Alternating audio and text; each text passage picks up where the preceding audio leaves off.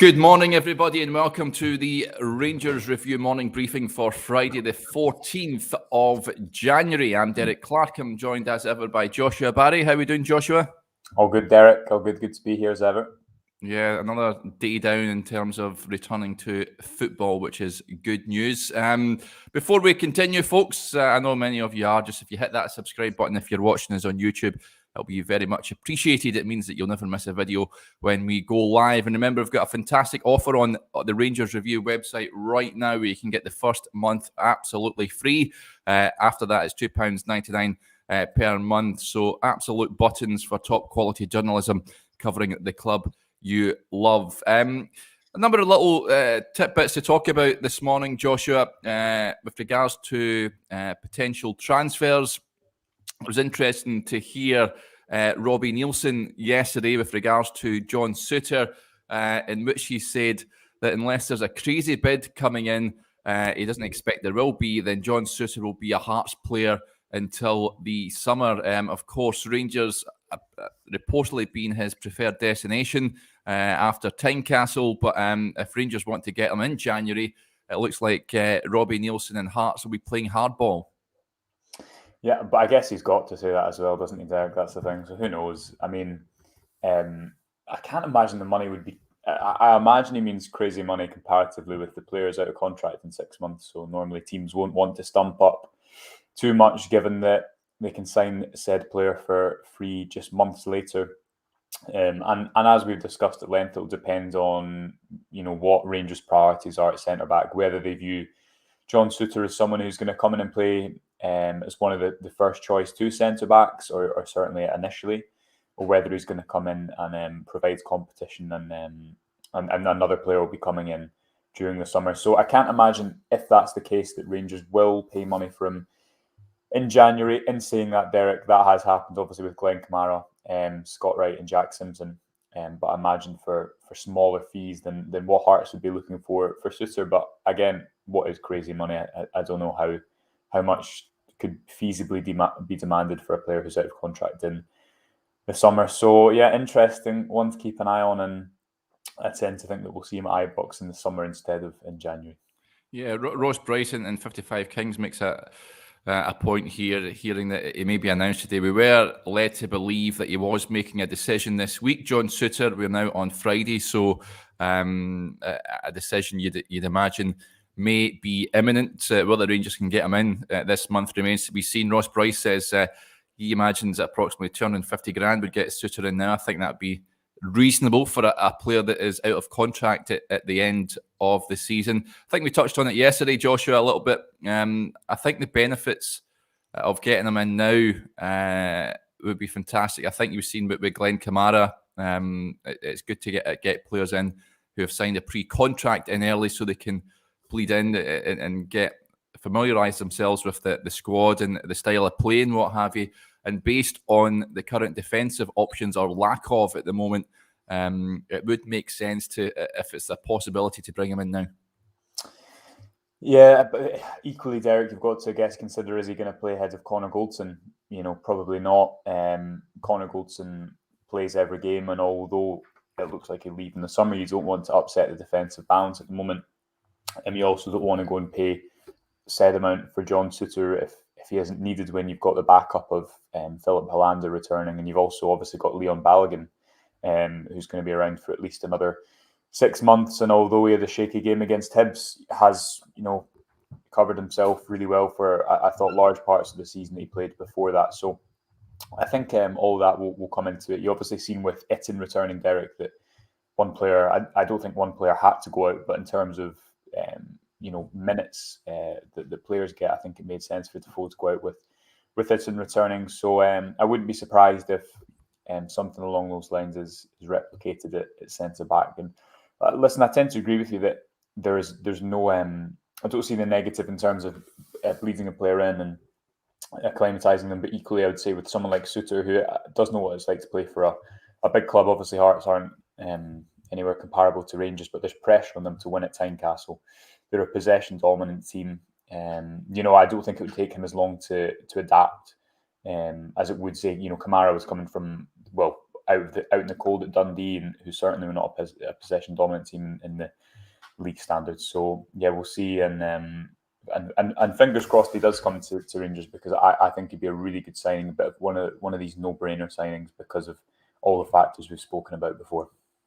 Yeah, let's talk about one player who's apparently attracting attention from overseas. A report yesterday from a Turkish media outlet, Fanatic, I think is how you pronounce it, that Scott Arfield is being chased by Turkish duo Hatayspor and Alanyaspor. Apparently, of course, Arfield out of contract at the end of the season, very much like John Souttar at Hearts. 33 years of age now. He's able to talk to other clubs. He's well within his rights to do so if he sees his future away from Ibrox in the summer. An interesting this report, but left field, Turkish football. Could you see Scott Arfield playing over there, Joshua? Does this come as a bit of a surprise for you? It's an excellent setup to plug an article about the Turkish league on our site this morning, Derek. Yes. Scout report there, very good scout report looking at some potential players Rangers could look at. So do go check that out. That's the type of content you can get every day at the Rangers Review. In terms of Arfield, I think Arfield's certainly having done a couple of press conferences with him. Seems very straight talking and quite honest, and certainly seems to, the way he comes across, I imagine he'd do everything to stay at Ibrox. You know, he's had those paydays in terms of playing down south. He came up to 29, going on 30 when he came up to Scotland. I think his family live here, so I can't imagine that he'd want to go and do that. And saying that, players, you know, sometimes do go and make these moves. I was reading recently about Greg Stewart, who's away in India for 5 months in some sort of COVID secure bubble playing. So who knows? Football's like a globalized sport these days, isn't it? But I think Arfield's he's not irreplaceable at the moment, Derek, but we have such a lack of depth at the number 8 position. You know, say, hypothetically, if Scott Arfield was to go tomorrow, who plays there in his place? Yanis Hadji, I don't think has the defensive kind of nous to go away at Celtic Park and play as number 8. Juninho Bacuna hasn't really been trialled under the new manager, which to me seems like he's maybe not favoured or not yet trusted. So I think Arfield is really necessary in that position. And it may well be the case that next season his load decreases, but he still has another year in him to play 30 games or so, as we've seen with Stephen Davis, who arrived at Ibrox at 34, 33, is now a few years older and was the player of the year last season league-wide. So I think that Scott Arfield will get another year, and I think that'll be his priority ahead of any, you know, interest elsewhere. Yeah, but what do you make of this comment from Top Host? Says, what's your thoughts on Lewis Ferguson at Aberdeen to replace Arfield if he leaves on a pre-contract? It's a name that always seems to pop up every transfer window, Joshua. I think more so to do with the family links as opposed to anything else. But in terms of Lewis Ferguson, could you see him at Ibrox possibly if Arfield were to leave? I think you're right and delicately saying that is perhaps more of a family link than anything else. I mean, I don't think Ferguson, I don't think he really improves that Rangers midfield, and obviously that's not always a plan. Sometimes it's to provide depth and whatnot. But being an established player at Aberdeen for that amount of time, and imagine when he does move on, and if he does move on, it'll be somewhere he wants to play first team football. Imagine he'll go down south at one point. But no, I don't think that. I also don't really see where he'd fit into that midfield. You know, I mean, I don't know. I'm not going to pretend I know loads and loads about him, but I don't think he's as good in that number 8 position as certainly not as in a repo. Maybe he could provide a little bit of depth, as we've just discussed we need, but I don't think that's where the club will look personally. And I think it is more family links than anything. But I think if Lewis Ferguson didn't have those family links, I don't think he'd really be linked to Rangers, put it that way. Yeah, but CGM 55 makes a good point. He is 33 years of age, Scott Arfield, and Rangers need to be looking at the successor and replacing and always moving forward, of course. He also makes a good point with regards to Bacuna, you mentioned, Joshua. He has been a mystery. We've not really seen much of him. Ross County aside, really, He was a bit of a punt, you could say, at the end of the transfer window in the summer. It took him a bit of time to get up to speed. He hadn't undertaken a proper pre-season. Since Van Bronckhorst has come in, he hasn't really had much of a look in either. Where does he fit in, Joshua? Does he have a future at Ibrox? I know you're a big fan of him and you'd like to see more of him, but it's hard to see where he would fit at the moment. I think firstly on Arfield, it's important to mention, I think, about this number 8 position, that although, you know, it wasn't the plan at the start of the season for Arfield to be first choice. You know, Rangers' midfield profile was different, and with the piece on the site this week where I was speaking about that, how the squad needs recalibrated instead of rebuilt, because you've seen with what Van Bronckhorst has had to work with. He's done a really good job, and the team hasn't looked out of place, shall we say, or out of position. But there is that little bit of a lack of depth in certain areas, number 8 being one of them. And that comes on to Bacuna, who, in terms of being a big fan of him, I just think he's a player who, you know, Michael Beale said the exact same thing when he came in, that, you know, he's got that similar attribute to Glenn Kamara, where he can twist and turn away from players. I thought you've seen in that Ross County game, Derek, how useful he could have been in that system. And obviously we only seen him for one game in that system, but what I mean by that is, with Barisic always going wide under Gerrard and Kent coming in field, Bacuna had the ability to commit a man, which kind of unsettled the defence on that day. Then go beyond, which you've seen for his goal, managed to burst into the box a few times. And even that, I know he frustrated people because he gave the ball away when he came on at Lyon, but some of the tricks he was trying to get out of tight areas, you know, I don't think his technical attributes are in question whatsoever. And I guess it's something that is maybe we need to ask the manager when we speak to him over the next few weeks, because again, Bacuna's at an age 24, Derek, not quite fulfilled his potential, not really at all, since he came over from, I think it was Groningen, having played almost 100 games in the Dutch top division by the time he was 20. Came over with a lot of hype about him. You know, earned a move to the Premier League at 20. Huddersfield or not, you know, you have to be a very good player with a lot of potential to do that. And it's not really worked out for him. So I did think as well when Van Bronckhorst came in that, given that he's a Dutchman as well, there might be some. I don't know. Maybe that's silly to think that, but I did think that Bacuna might work even better under him if we go to a more traditional 4-3-3, maybe without, you know, the midfield backtracking responsibilities that would be bestowed upon him under Gerrard. He would flourish as Aribo has. But it's not really been the case so far. So who knows? Maybe he needs a winter break to really acclimatise, and that's the plan.